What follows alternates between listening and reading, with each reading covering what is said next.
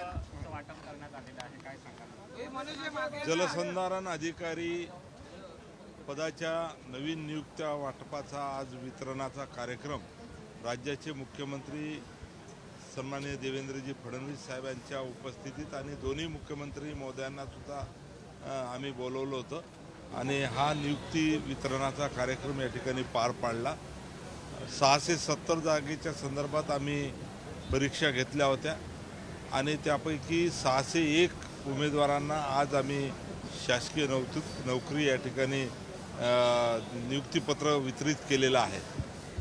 आपल्या सर्वांना कल्पना आहे की महाराष्ट्रामध्ये जेव्हा महायुतीचं सरकार आलं आणि या सरकारमध्ये पहिल्यांदा बेरोजगार युवकांना शासकीय नोकरीत घेण्याचं धोरण, जवळपास 75,000 जागा भरण्याचं धोरण सन्माननीय तत्कालीन मुख्यमंत्री एकनाथरावजी शिंदे साहेब आणि उपमुख्यमंत्री देवेंद्रजी फडणवीस साहेब यांनी कॅबिनेटमध्ये ठेवला आणि तो आम्ही सर्व कॅबिनेटमध्ये तो निर्णय सर्वानुमते मंजूर झाला आणि त्यानंतर वेगवेगळ्या विभागाच्या माध्यमातून या सर्व नियुक्त्या देण्याचा आणि परीक्षा घेण्याचा कार्यक्रम आखला गेला।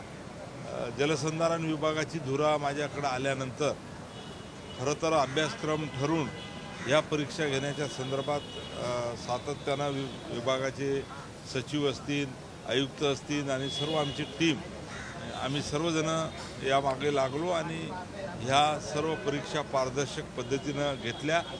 पहिल्यांदा जेव्हा परीक्षा घेतल्या त्यामध्ये थोडासा गोंधळ झाला होता आणि जे काही परीक्षार्थी आहे त्यांच्या मनात वेगवेगळे संशय निर्माण झाले होते, म्हणून परत परीक्षा घेतल्या आणि आज पारदर्शक पद्धतीनं ह्या परीक्षा झाल्या। सर्व आमच्या बेरोजगार लोकांना शासकीय नोकरीचं नियुक्तीपत्रक या ठिकाणी वितरित करण्यात आलेलं आहे आणि आपण अनेक उमेदवाराला या ठिकाणी भेटू शकता। सर्वजण आनंदात आहे। आता हे फील्डवर काम करणार आहे, जलसंधारण अधिकारी म्हणून काम करणार आहे। खरं तर माती आणि पाणी हे अतिशय महत्त्वाचा घटक असलेला हा विभाग आणि भरपूर याच्यामध्ये स्कोप आहे। देशाचे प्रधानमंत्री सन्माननीय नरेंद्र मोदी साहेब असतील, राज्यामध्ये सुद्धा मोठ्या प्रमाणात जलसंधारणाचे कामं या ठिकाणी भविष्यामध्ये होणार आहे। सर, आदित्य ठाकरेंनी त्यांच्या खासदारांना सांगितलं जर तुम्हाला कोणी जेवणात आता राजकारण कशा पद्धतीनं वळण घेतो आहे हे आम्ही आता पाहतो आहे। खरं तर वेगवेगळ्या राजकीय पक्षामध्ये जरी कोणी असला तरी मतभेद असू शकतात एखाद्या विषयावर, मनभेद मात्र कुठे कोणामध्ये नाही आणि म्हणून शिवसेना जेव्हा अखंड होती, वंदनीय शिवसेना प्रमुखांच्या विचारानं आता मी सुद्धा गेल्या 30 वर्षापासून शिवसेनेच्या वेगवेगळ्या पदावर काम केलेलं आहे। मी शाखा प्रमुखापासून तालुका प्रमुख, उपजिल्हा प्रमुख, 18 वर्ष शिवसेनेचा मी जिल्हा प्रमुख होतो।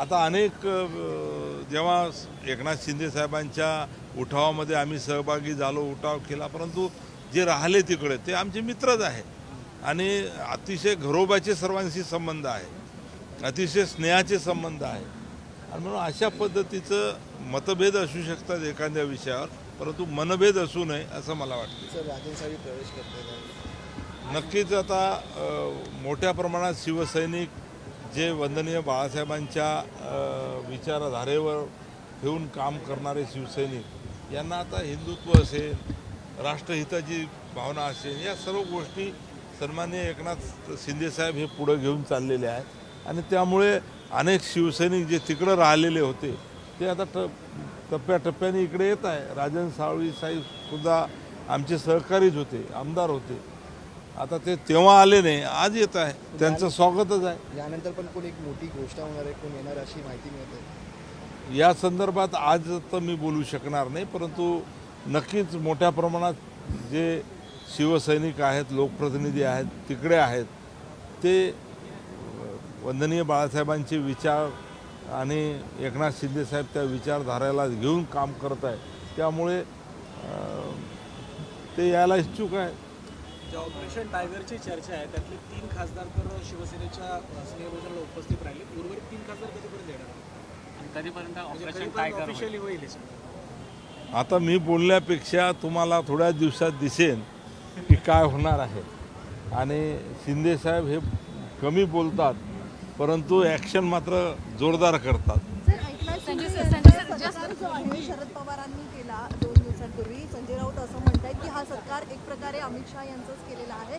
खरं तर शरद पवारांनी एकनाथ शिंदे यांचा सन्मान किंवा त्यांना या पद्धतीचं मान सन्मान दिलंच नाही पाहिजे, जायलाच नाही पाहिजे. मी तेच म्हणतो आहे की राजकारणामध्ये या महाराष्ट्रात खऱ्या अर्थानं जे काही राजकारण पूर्वीपासून जर आपण थोडीशी माहिती घेतली किंवा विचार केला तर यशवंतराव चव्हाण साहेब असतील, वसंतदादा असतील किंवा वसंतरावजी नाईक साहेब असतील, हे अनेक समाजसुधारक किंवा अनेक मोठे मोठे राजकारणी महाराष्ट्रात होऊन गेले.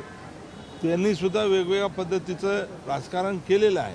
राजकारणामध्ये एखाद्या व्यासपीठावरून आपल्या पक्षाची विचारधारा मांडणं, आपल्या पक्षाबद्दल वेगवेगळ्या पद्धतीनं लोकांपर्यंत भूमिका पटवून देणं, ही जेव्हा भूमिका एखादा राजकारणी घेतो तेव्हा वैयक्तिक संबंधसुद्धा वेगळे असतात.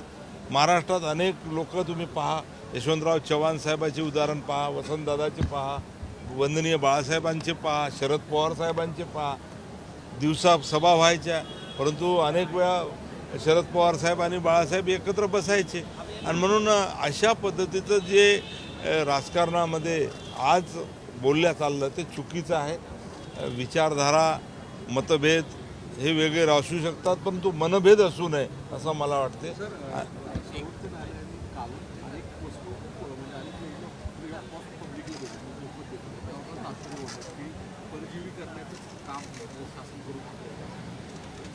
या संदर्भात मला तर पूर्ण माननीय सुप्रीम कोर्टचं काय आदेश माहीत नाही, परंतु माहिती घेतल्यानंतर मी अधिकचं बोलू शकतो. आपसे जानना चाहेंगे सर अनेक मंत्र्यांचे दालनं आणि बंगले हे सुशोभीकरण सुरू आहे, याच्यावर विरोधकांचा नाराजीचा सूर दिसून येतो. विशेषतः टीका जी येते ती मंत्र्यांवर करताना दिसून येते.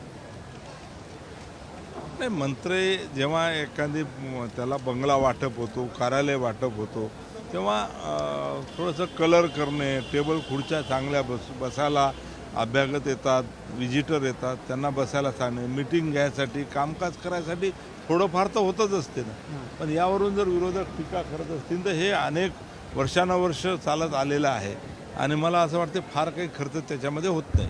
संजय सर एक सवाल आपसे जानना चर्चा आहे की एकनाथ शिंदेची नाराजी आहे, आज पण कार्यक्रमाला त्या उपस्थित राहिल्याचं दिसलेलं आहे.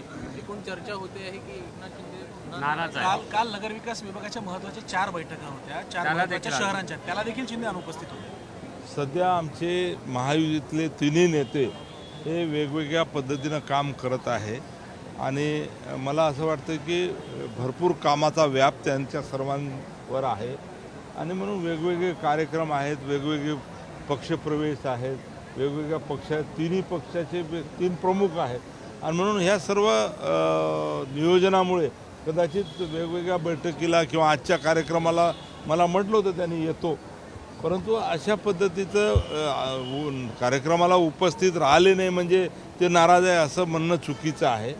आणि त्यांनी स्वतःहून सुद्धा अनेक वेळा सांगितलेलं आहे की मी कुठे नाराज नाही, ते चांगल्या अतिशय महाराष्ट्राच्या विकास कामाच्यासाठी भरीव काम करत आहे आणि त्यांचं सातत्यानं काम चालू आहे. संजय सर एक सवाल आपसे जानना चाहेंगे, महाराष्ट्र राज्य सरकार ने 90,000 करोड़ की पूर्ति जो लागत है इसके पैसे नहीं भरे हैं कॉन्ट्रैक्टर्स एसोसिएशन को.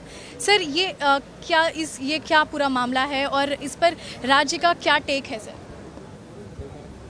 सही तरीके से मैं आपको ये बताना चाहता हूँ कि महाराष्ट्र एक समृद्ध राष्ट्र है, राज्य है और महाराष्ट्र में जो इंफ्रास्ट्रक्चर, महाराष्ट्र में जो पायाभूत सुविधा है वो अदर राज्यों से बहुत सही में अच्छी है और बहुत अच्छी तरीके से इसका मेंटेनेंस भी हरदम किया जाता है. यहाँ के रास्ते देखो, यहाँ की बिल्डिंग देखो, यहाँ के जो सरकारी कुछ जो इंफ्रास्ट्रक्चर है तो उसमें हरदम ये काम बड़े प्रमाण से चलते रहता है और ऐसे में महाराष्ट्र का जो इंफ्रास्ट्रक्चर है इसके बारे में हरदम काम होते रहते हैं. उसके कारण कुछ कॉन्ट्रैक्टर लोगों के पैसे रह गए होंगे.